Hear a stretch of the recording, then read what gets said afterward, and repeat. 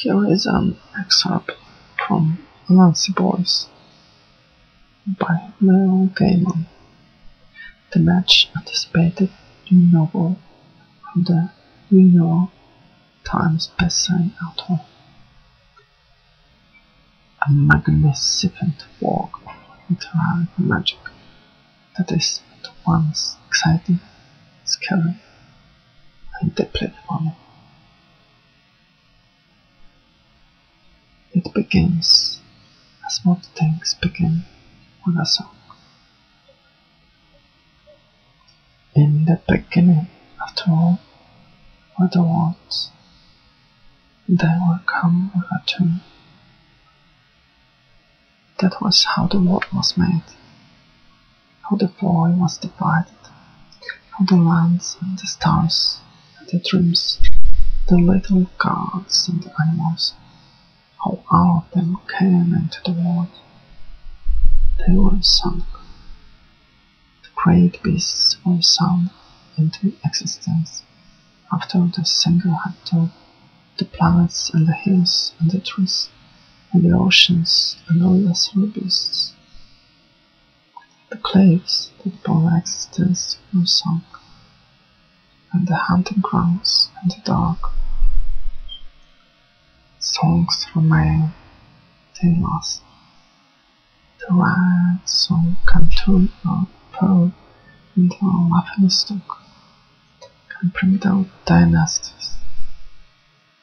A song can last long after the events, and the people meet are dust, dreams, and gold.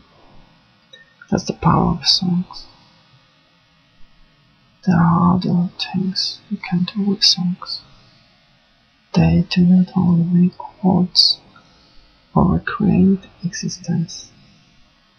Anansi's father, for example, was simply using them to have what he hoped and expected would be a marvelous night out. Before Charlie's father had come into the bar, the barman had been of the opinion that the whole karaoke evening was going to be an utter bust. But then the little old man sashayed into the room, walked past the table with several blonde women with the fresh sunburns, smiles of tourists, who were sitting by the little makeshift stage in the corner. He had tipped his hat to them, for he wore a hat, a spotless white fedora, and lemon yellow gloves, and then he walked over to the table. They giggled. "Are you enjoying yourself, ladies?" he asked. They continued to giggle and told him they were having a good time, thank you, and that they were here on vacation. He said to them, "It gets better. Just you wait." He was older than they were, much older, but he was charmed, so like something from a bygone age, when fire manners and courtly gestures were worth something. The barber relaxed. If someone like this in the bar, it was going to be a good evening. There was karaoke, there was dancing, the old man got up to sing. On the makeshift stage, not once that evening but twice. He had a fine voice, with an excellent smile, and feet that twinkled when he danced. The first time he got up to sing, he sang, "What's New Pussycat?" The second time he got up to sing, he ruined Fat Charlie's life.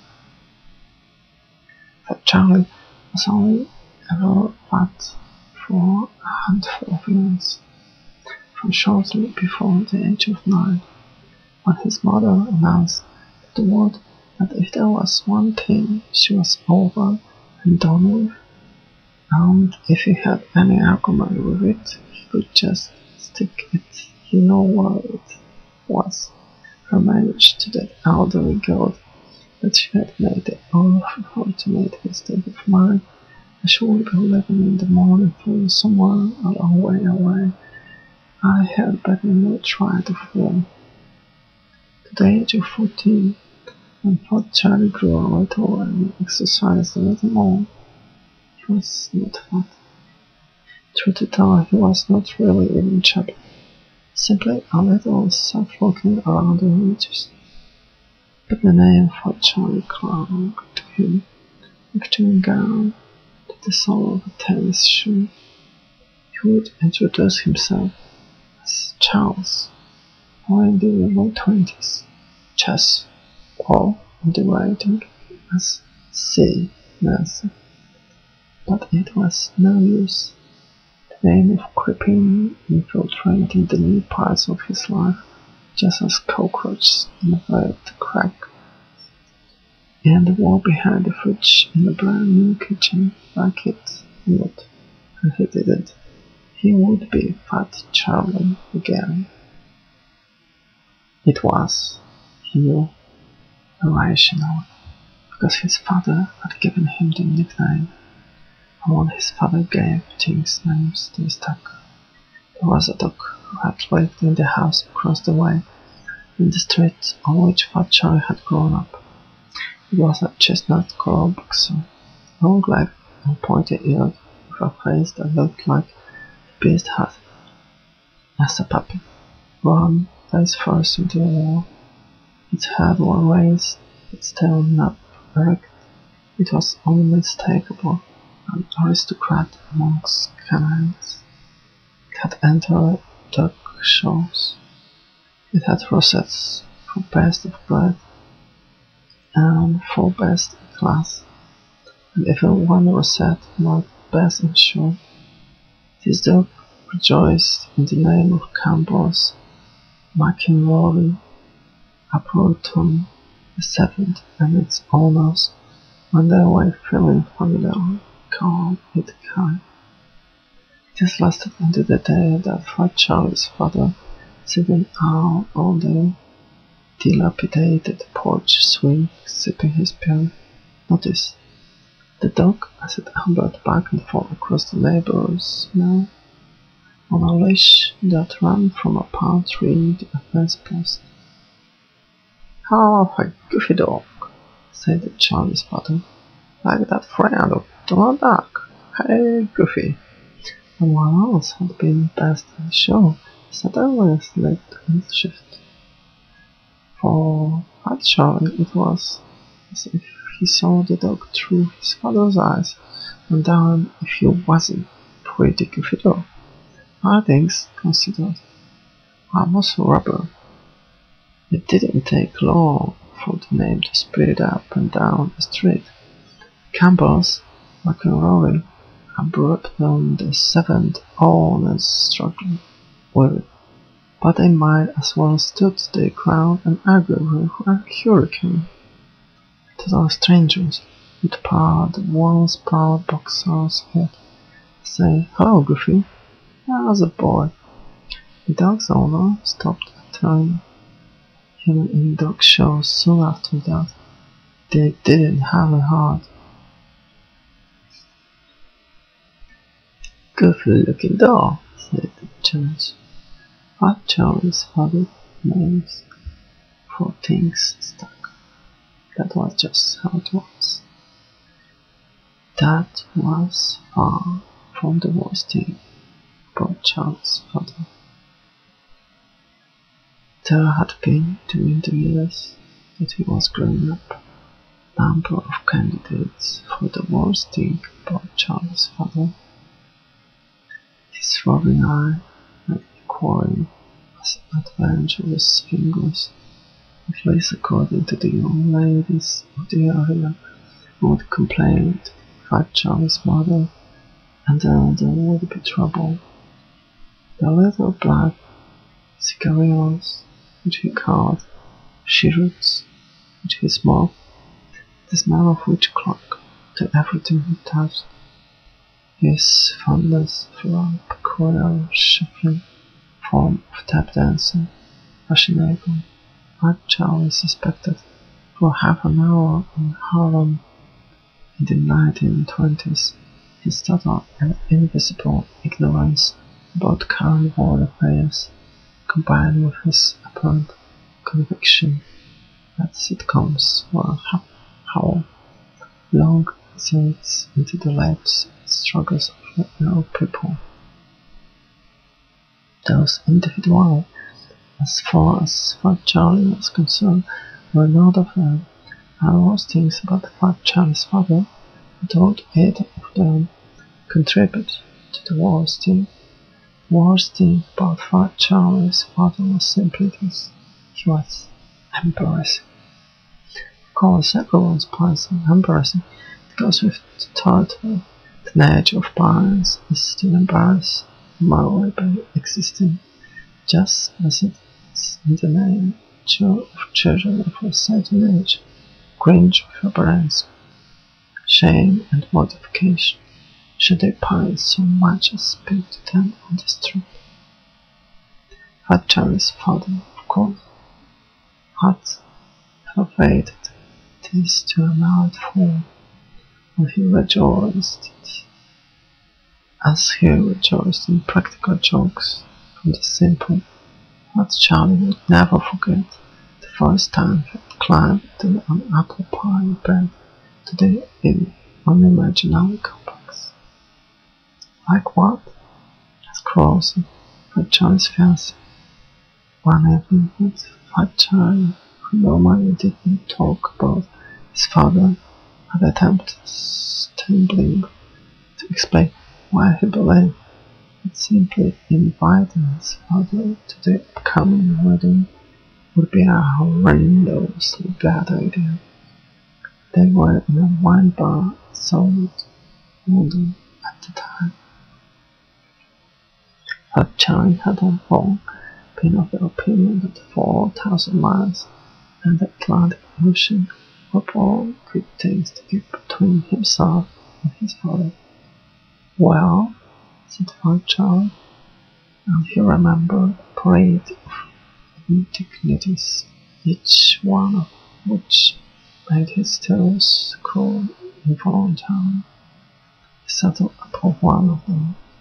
Well, when I moved from the local union school to the middle school, my dad made a point of telling me how much he had always looked forward to President's Day when he was a boy, because it's the law that on President's Day the kids who go to school, dressed as their favorite presidents, get a big bag of candy.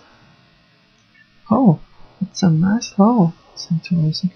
I wish we had something like that here. Rosie had never been out of England.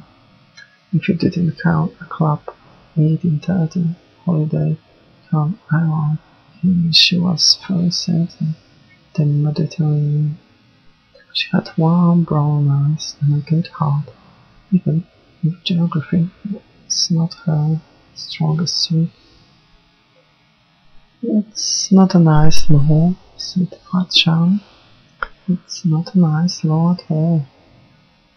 You made it up. There is no tradition of going to school on President's Day.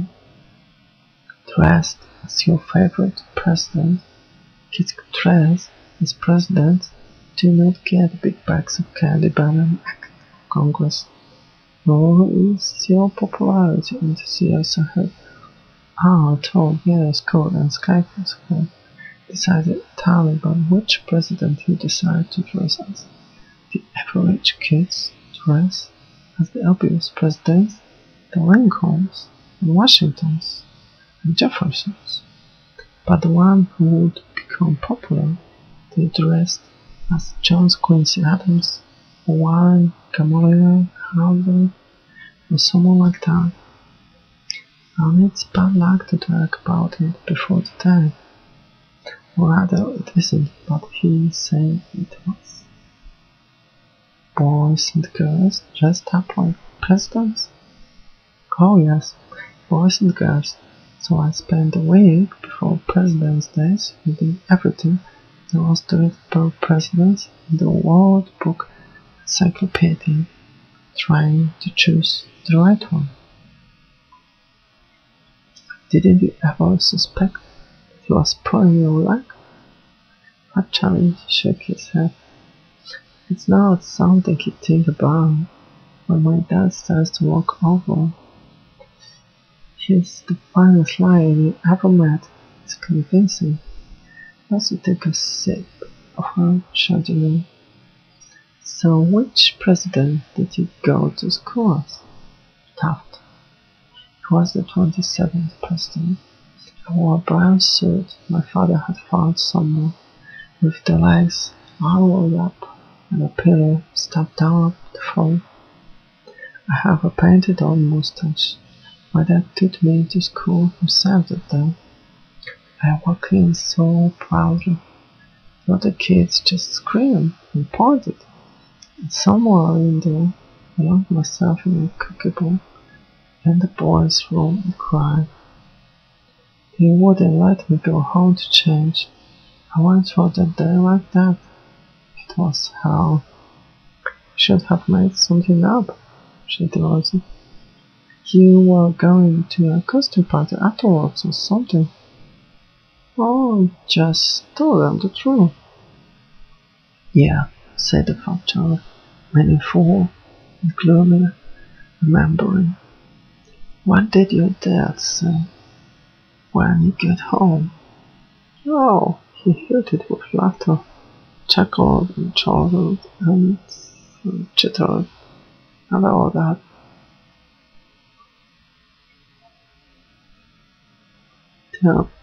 He told me that maybe they didn't do the President's Day stuff anymore. Now, why didn't we go to the beach together and look for mermaids? Look for mermaids? We'd go down to the beach and walk along. It'd be embarrassing. A sunny human being on the face of this planet has ever been. He'd start singing, and he'd start doing a shuffling sort of sound dance on the ground. And he'd just talk to people as he went white people, people he didn't even know, people he'd never met. I hated it. Except he told me there were mermaids out there in the Atlantic, and if I looked fast enough and sharp enough, I'd see one. There, he'd say, did you see her? She was a big old redhead with a green tail. And I looked, but I never did. He shook his head.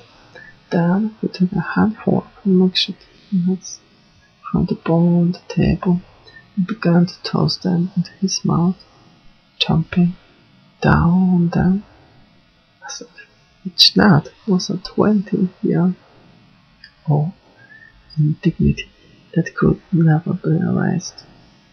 Well, said Rosie politely, I think she's just Roland, a real character. We have to get him to come over for the wedding, be alive and solve the party, which Fat Charlie explained after barely choking on a present nut was really the last thing he wanted at your wedding. After all, wasn't it? Your father turning up and being alive and solve the party? He said that his father was, he had no doubt, still the most embarrassing person in God's green earth. He added that he was perfectly happy not to have seen the old goat for several years, and that the best thing his mother ever did was to leave his father and come to England to stay with her and home. He buttressed this by stating categorically that he was